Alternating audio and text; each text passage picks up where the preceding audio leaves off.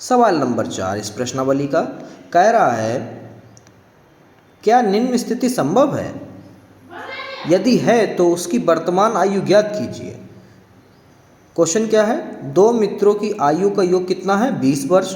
4 वर्ष पूर्व उसकी आयु वर्षों में का गुणनफल था 48। कह रहे 4 साल पहले अगर उन दोनों की आयु का हम गुणा करते तो कितना आता?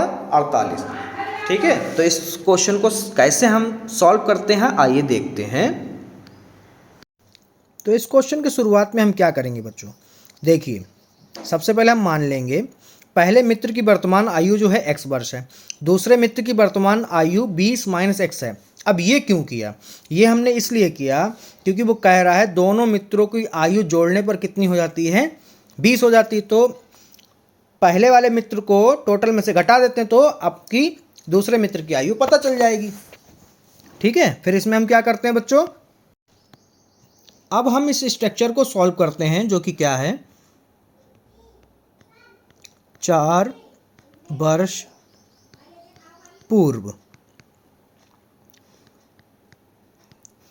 पहले मित्र की आयु जो है आज से 4 साल कम कर दीजिए, पता चले 4 साल पहले कितनी आयु थी। ठीक है बच्चों,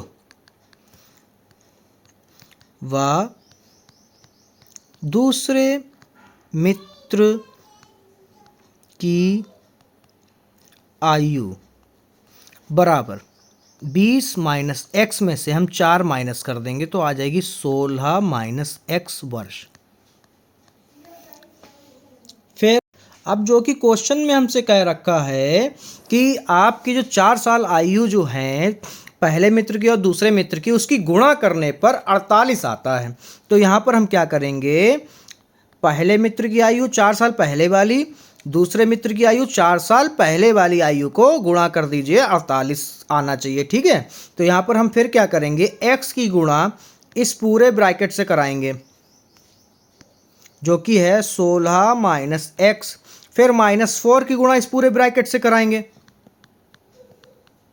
बराबर में कितना है? 48। ठीक है बच्चों, फिर हम यहाँ पे करेंगे 16 की गुणा x से करेंगे तो 16x हो जाएगा, माइनस एक्स स्क्वायर हो जाएगा, -16 चक्कू 64, माइनस माइनस प्लस 4x बराबर में 48।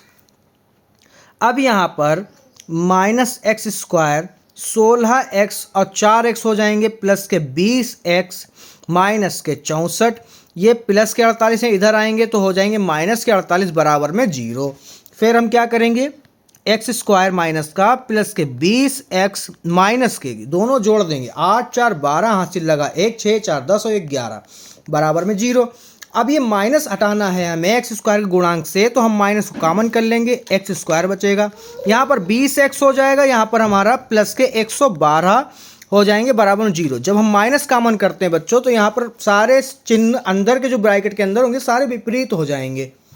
फिर हम क्या करते हैं? माइनस जब इधर जाएगा गुणे में तो ये हो जाएगा 0। ठीक है, तो माइनस आपका हट जाएगा। ठीक है, तो हमें द्विघात समीकरण शुद्ध प्राप्त हो गई है ये। अब आगे क्या हम करेंगे? यहाँ पर इसके करेंगे गुणनखंड।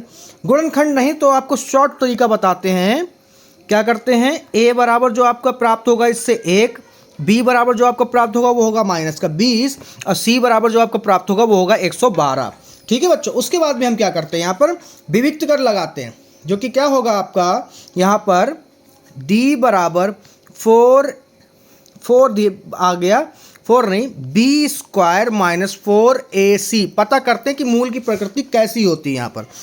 तो यहाँ पर हम लिखेंगे -20 का स्क्वायर -4, a का मतलब 1, c का मतलब 112। ठीक है बच्चों, माइनस से माइनस कट जाता है स्क्वायर में, तो 20 की 20 से गुणा करोगे तो आपका 400 आएगा, -4 एकम 4 और 4 की गुणा आप 112 से कराएंगे तो आपको प्राप्त होगा 448, जो कि आप जब माइनस करेंगे तो 400 में से 448 जाएंगे, माइनस वाले ज़्यादा हैं तो माइनस का बचेगा 48, जो कि क्या है? 0 से छोटा है।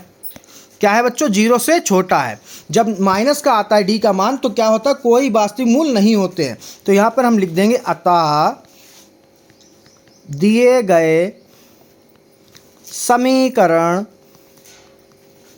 के कोई वास्तविक मूल नहीं है। फिर आगे हम लिखेंगे इसलिए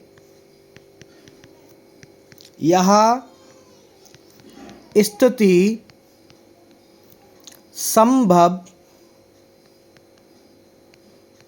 नहीं है।